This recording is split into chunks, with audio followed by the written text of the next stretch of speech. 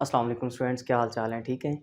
अच्छा, पिछले टॉपिक में हमने पढ़ा था कि अगर एक किसी कंडक्टर को करंट दिया जाए तो क्या होता है, उसके अराउंड एक मैग्नेटिक फील्ड जनरेट हो जाता है। ये एक्सपेरिमेंट हमें बताया था हैंस ऑयस्टेड ने। ये लास्ट टॉपिक में हमने इसको डिटेल से डिस्कस किया था। नेक्स्ट हमारा बड़ा एक इम्पॉर्टेंट टॉपिक है, force on a current carrying conductor in a uniform magnetic field. अब देखें जी, यहाँ पर दो तीन बातें डिस्कस हो रही। सबसे पहली चीज़ आपको नज़र आ रही है फोर्स।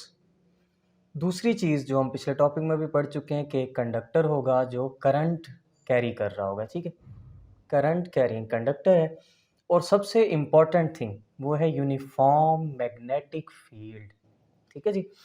यानी कि हमने फोर्स कैलकुलेट करनी है अब उस कंडक्टर पे जिसके अंदर करंट भी मौजूद है और उस पर मैग्नेटिक फील्ड भी अप्लाई हो रहा है।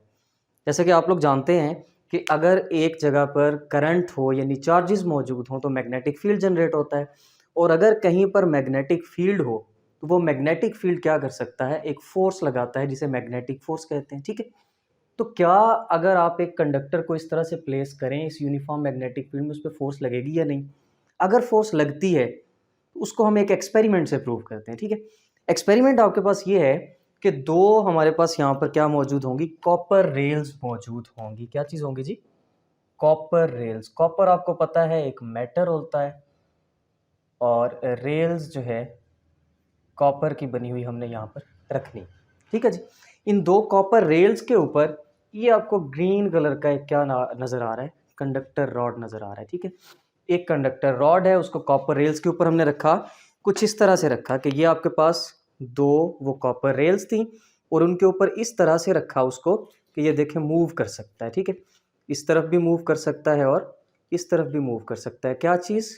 ये ग्रीन वाला कंडक्टर रॉड, ठीक हो गया। तो ये दो चीज़ें हमने अरेंज की यहाँ पर।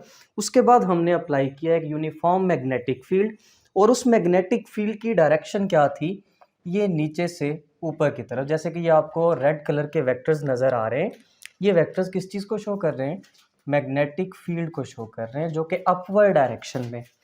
अब जो कन्फ्यूजन होती है वो यही होती है कि मैग्नेटिक फील्ड यहाँ पर कैसे अप्लाई किया गया है। तो यूनिफॉर्म मैग्नेटिक फील्ड जो है वो हमने यहाँ पर कुछ इस तरह से अप्लाई किया। ये थोड़ा सा गौर से देखेंगे कि हमने अभी कहा कि ये आपके पास दो वो कॉपर रेल्स पड़ी हुई हैं, ठीक है। इन कॉपर रेल्स में से आपने मैग्नेटिक फील्ड जो है वो गुजारना है। वो मैग्नेटिक फील्ड कैसे गुजारा जाएगा? तो एक यू शेप मैग्नेट को हमने यहाँ से उठाया और इस तरह से रखा, ठीक है। यू शेप मैग्नेट कुछ इस अरेंजमेंट से रखा कि उसका जो नॉर्थ पोल था वो ये नीचे वाला, और साउथ पोल ये मेरी उंगलियां जो आपको नज़र आ रही हैं ऊपर की तरफ। तो नॉर्थ से साउथ की तरफ, नीचे से ऊपर एक मैग्नेटिक फील्ड यहाँ पर पैदा हो जाता है, ठीक है। उस मैग्नेटिक फील्ड के दरमियान में हमने क्या रखा है, उन कॉपर रेल्स को रखा है इस तरह से, और कॉपर रेल्स के ऊपर क्या पड़ा है, ये कंडक्टर पड़ा हुआ है। बात समझ आ गई होगी ना? ये हमारी एक्सपेरिमेंटल अरेंजमेंट है थोड़ी सी। साथ हमने क्या किया है, बैटरी अप्लाई कर रखी है जिसका ये वाला पोटेंशियल पॉजिटिव होगा, ये वाला नेगेटिव होगा। कन्वेंशनल करंट अगर कंसीडर करें तो आपके पास डायरेक्शन ऑफ करंट क्या बनेगी, कुछ इस तरह से बनेगी कि पॉजिटिव से होता हुआ ये कहाँ जाएगा, नेगेटिव की तरफ आएगा। अब कॉपर रेल्स हैं तो डेफिनेटली कंडक्टर हैं, वो भी उसमें से भी करंट गुजर सकता है। यहाँ से करंट गुजरता हुआ, थोड़ा सा इस चीज़ का ख्याल करना है, यहाँ पे करंट गुजरता हुआ आ जाता है कहाँ पर, इस कंडक्टर में आ जाता है। इस कंडक्टर के अंदर से गुजरता हुआ करंट किस तरफ जाता है, फिर दूसरी कॉपर रेल की तरफ जाता है और उसमें से गुजरता हुआ नेगेटिव एंड पे। तो ये आपको एक क्लोज लूप बनती हुई नजर आ जाती है यहाँ पर, ठीक है। यहाँ पर कोई सेल लगा हुआ होगा जिसका एक टर्मिनल पॉजिटिव होगा और एक टर्मिनल नेगेटिव होगा, ठीक हो गया, बात समझ आ गई। अब आते हैं अगली बात की तरफ कि होता क्या है। वो कहता है कि हमने कंसीडर किया किस चीज़ को, एक रॉड को, a rod of copper that can move on pair of copper rails, जो कॉपर रेल्स के ऊपर मूव कर सकता है।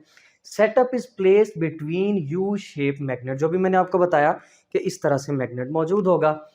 व्हेन करंट पासिस, बड़ी इंपॉर्टेंट बात है कि जब करंट यहाँ से गुजरता है, करंट के गुजरते वक्त क्या होगा, जैसे ही स्विच ऑन किया करंट गुजरा तो हमने बड़ी मज़े की चीज़ देखी कि जो रॉड जो था वो मूव करना शुरू कर देता है on the rails.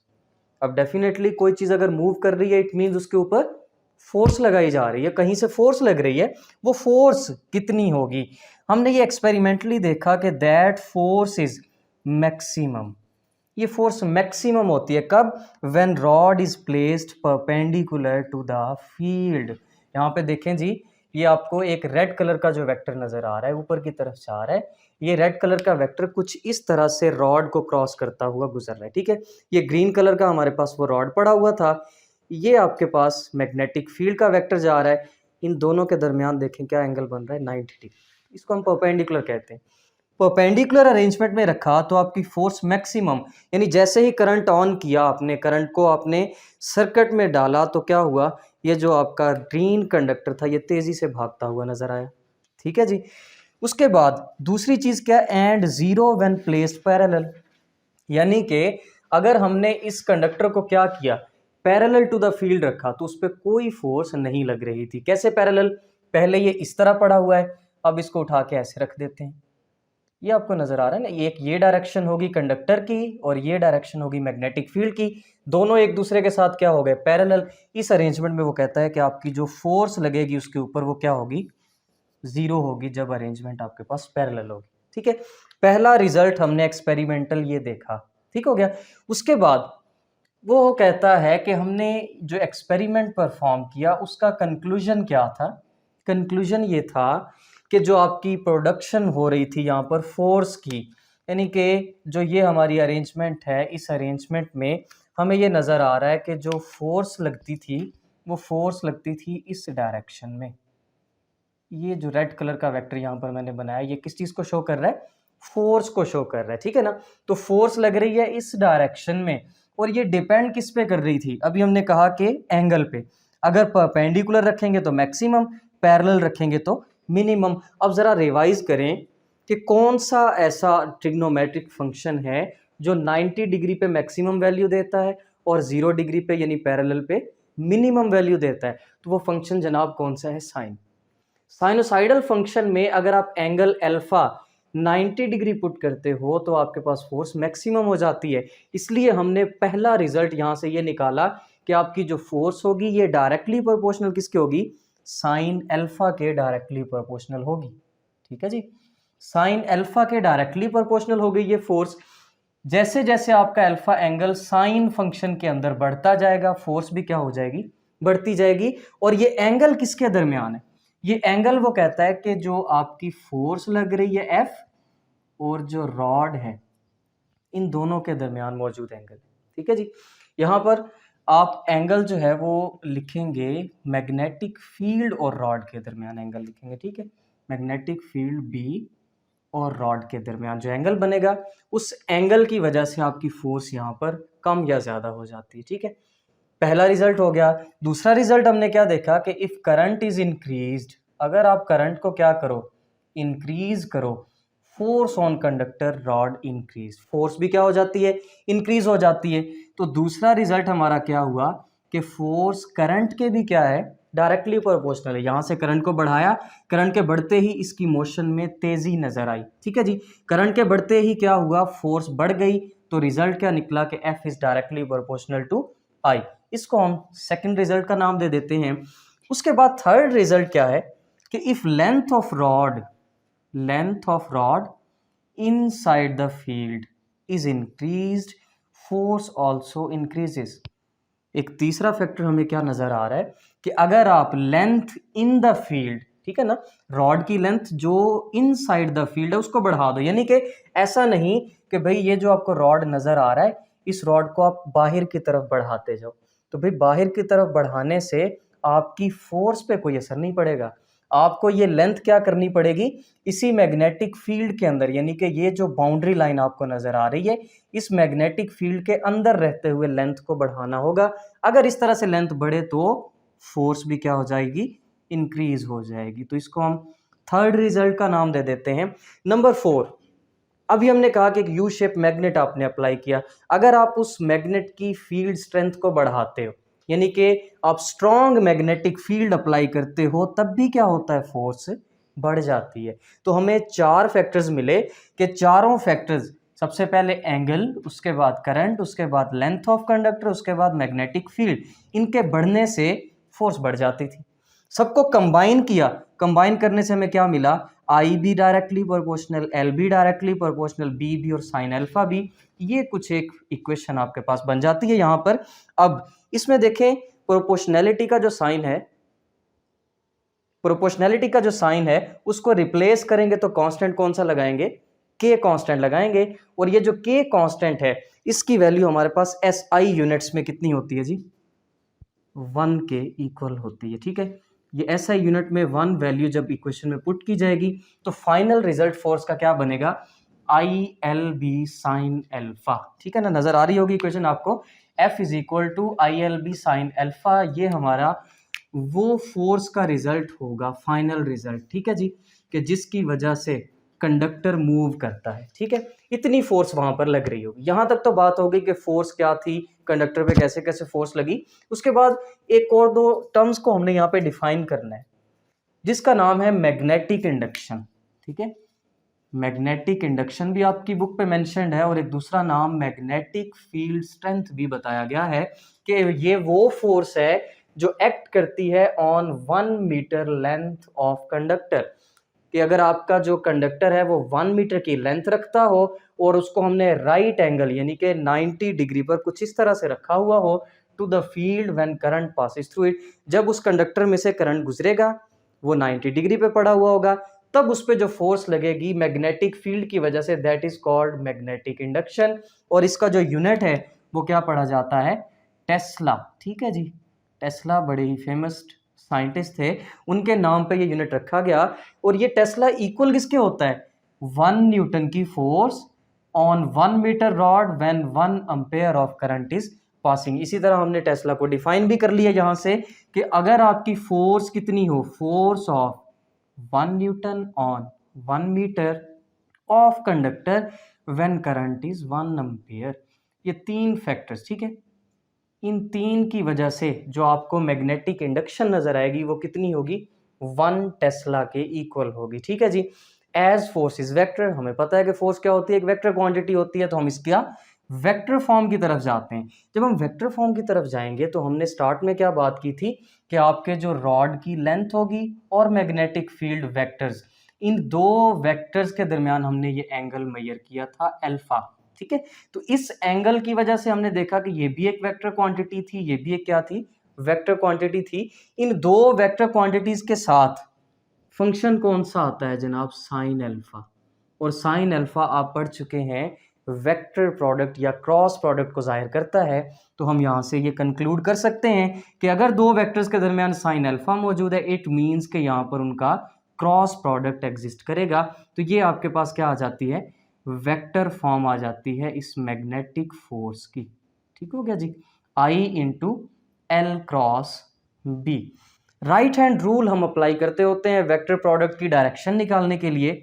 Right hand rule क्या कहता है कि आपने लेंथ और फील्ड के दरमियान अपनी फिंगर्स को कर्ल करना है, और आपका ये जो थंब है ये क्या बताएगा, डायरेक्शन ऑफ फोर्स। जैसे कि यहाँ पर ये आपके पास क्या था, लेंथ थी यानी कि कंडक्टर था, वो रॉड था, और ये ऊपर की तरफ क्या जा रही है, मैग्नेटिक फील्ड। इसको मैं थोड़ा सा अरेंज कर देता हूँ कि ये आपके पास क्या मौजूद था जनाब, कंडक्टर कुछ इस तरह से पड़ा हुआ था और उसके इस तरफ फोर्स अप्लाई हो रही थी या मैग्नेटिक फील्ड थी, सॉरी। ठीक है, आपने क्या करना है, लेंथ से मैग्नेटिक फील्ड की तरफ फिंगर्स को कर्ल कर लेना है। ये सिचुएशन आपके पास कुछ इस तरह से बनती है अकॉर्डिंग टू डायग्राम कि ये आपके पास कंडक्टर इस तरफ जा रहा है, मैग्नेटिक फील्ड इस तरफ है, ये लेंथ हो गई, ये आपके पास फील्ड हो गई। एल और बी के दरमियान फिंगर्स को कर्ल किया, थंब क्या बताएगा, force of direction of force, जो कि ये बन रही। ठीक है, यहाँ से इस तरह से फिंगर्स को कर्ल किया, ये डायरेक्शन किस चीज़ की बन गई, फोर्स की डायरेक्शन बन गई। ये हो गया एक रूल। एक आपकी साइड इंफॉर्मेशन में रूल पड़ा हुआ है जिसको कहा जाता है जी पॉम रूल। ठीक है ना, पॉम आप कहते हैं किस चीज़ को, हथेली को। ठीक है, और ये रूल होता है राइट हैंड के लिए। ठीक है ना, कि आपका ये जो पॉम रूल है ये हमेशा राइट हैंड से मेजर किया जाएगा। तो राइट हैंड पॉम रूल क्या कहता है कि आपने अपने हाथ को बिल्कुल इस तरह सीधा कर लेना है। सीधा करते वक्त ये जो अंगूठा है, थंब जो है, ये किस चीज़ की डायरेक्शन बताता है, करंट की। और ये जो पाम रूल में मिडल फिंगर आपको नजर आ रही है ये वाली, ये किस चीज की डायरेक्शन बताती है, मैग्नेटिक फील्ड की। और जो नॉर्मल टू द पाम, यानी कि ये मैंने एक बोर्ड मार्कर को नॉर्मल रखा 90 डिग्री टू द पाम, इस डायरेक्शन में ये क्या बताता है जनाब? फोर्स की डायरेक्शन बताता है, ठीक है। यही पाम रूल आप इस सिचुएशन में भी अप्लाई कर सकते हैं। कैसे अप्लाई कर सकते हैं? ये देखें जी, आपकी ये हथेली आ गई, इसमें देखें कि ये ऊपर की तरफ क्या जा रही है? Magnetic field. और आपका कंडक्टर मैंने अभी बताया इस तरफ पड़ा था, तो करंट इस डायरेक्शन में जाएगा। नॉर्मल ड्रॉ करें यहाँ पर इस तरह से, ये जो नॉर्मल है ये क्या बताएगा? डायरेक्शन ऑफ फोर्स बताएगा, ठीक है। दो रूल हो गए। उसके बाद एक और तीसरा रूल आपकी बुक के पेज नंबर 59 पे बिल्कुल लास्ट पैराग्राफ में एक्सप्लेन किया गया। वो इसको नाम देता है extension of right hand rule. यानी राइट हैंड रूल को हम थोड़ा सा एक मजीद बेहतर फॉर्म में पढ़ते हैं, मजीद आसान फॉर्म में पढ़ते हैं। क्या फॉर्म है जी? वो कहता है कि जी एक आपके पास नॉर्थ पोल पड़ा है, एक साउथ पोल पड़ा है। हमें पता है कि नॉर्थ से साउथ की तरफ फील्ड लाइंस मूव करेंगी। इनके दरमियान में यहाँ पर एक उसने वायर रखी, कॉपर वायर, जिसमें से करंट गुजर रहा है। अब पिछले टॉपिक को जरा याद करें जिसमें हमने पढ़ा था कि कंडक्टर वायर होगी, उसमें से करंट गुजरेगा तो उसका सर्कुलर शेप में मैग्नेटिक फील्ड बनेगा। ये वो मैग्नेटिक फील्ड बना हुआ है सर्कुलर शेप का।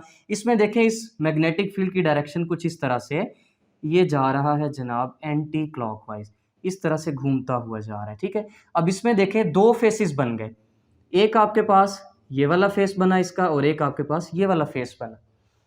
पहले हम इस फेस को देखते हैं। इस फेस में आप देखें क्या नज़र आ रहा है कि जो आपकी एक्सटर्नल मैग्नेटिक फील्ड थी, जो ये वाला नॉर्थ और साउथ था, इसकी डायरेक्शन डाउनवर्ड है। और ये जो वायर का मैग्नेटिक फील्ड है इसकी डायरेक्शन क्या है? अपवर्ड है। इसका मतलब क्या हुआ? एक जो ओरिजिनल आपका फील्ड था वो डाउनवर्ड हो जाता है और जो दूसरा फील्ड था वो किस तरफ हो जाता है? अपवर्ड डायरेक्शन में। और दो अपोजिट वेक्टर्स एक दूसरे के इफेक्ट को क्या कर देते हैं? कैंसल आउट करते हैं। जब कैंसिल करेंगे तो यहाँ पर मैंने मेंशन किया कि इस तरफ फील्ड क्या हो जाएगी? कमज़ोर हो जाएगी, कम हो जाएगी फील्ड स्ट्रेंथ। बिल्कुल इसी तरह इस साइड पे देखें, जो एक्सटर्नल मैग्नेट है वो भी डाउनवर्ड डायरेक्शन में आ रहा है, जो उस करंट कैरिंग वायर का मैग्नेटिक फील्ड है वो भी डाउनवर्ड आ रहा है। इट मीन्स कि अब दोनों क्या हो गए हैं? सेम डायरेक्शन में हो गए। जब दोनों सेम डायरेक्शन में होंगे तो फील्ड क्या हो जाएगा? स्ट्रांग हो जाएगा, ठीक है। और जो काम की बात हमने यहाँ से देखनी है कि फोर्स किस तरफ लगेगी, तो जनाब होगा ये कि हमेशा आपकी ये current carrying wire strong field से वीक की तरफ मूव करेगी, जो कि यहाँ पर मैंने बनाया भी है कि आपकी स्ट्रॉन्ग फील्ड इस तरफ है, इस तरफ से वो वायर मूव करना स्टार्ट करेगी और यहाँ पर कुछ इस डायरेक्शन में फोर्स अप्लाई होगी, ठीक है। ये आपके बुक पे डायग्राम बनी हुई है, इसको देख लीजिएगा। लॉन्ग क्वेश्चन के लिए तैयार कर लेंगे इस क्वेश्चन को, ठीक है जी। अच्छी तरह से फोर्स को समझ लेना है कि किस तरह से फोर्स यहाँ पर एक्ट करती है।